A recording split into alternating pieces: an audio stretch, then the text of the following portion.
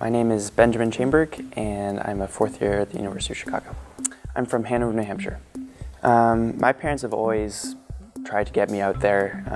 I played hockey when I was younger, soccer, ski racing, all that stuff. I started running at camp when I was younger. I ran the mile. It was probably really slow, but I really liked it. And then when I got to high school, the first time I had the opportunity to join a track team, and ever since then, I've been running.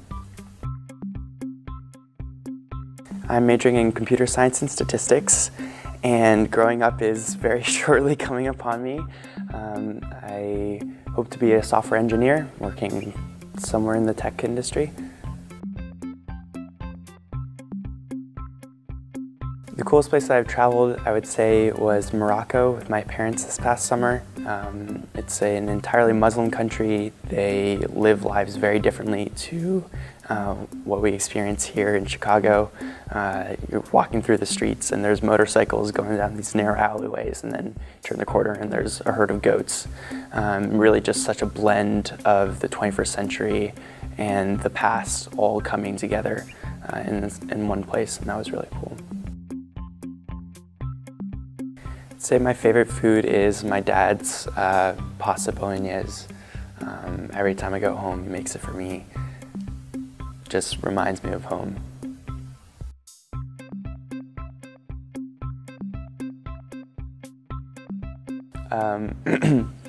My superpower would be to stop time, because I feel like if you can stop time, you can do basically anything else. Like, some people are like, I want to be invisible. Well, if you stop time, then you just do your thing and then you're essentially invisible. So, my biggest role model when I was younger on the team were some of the fourth years.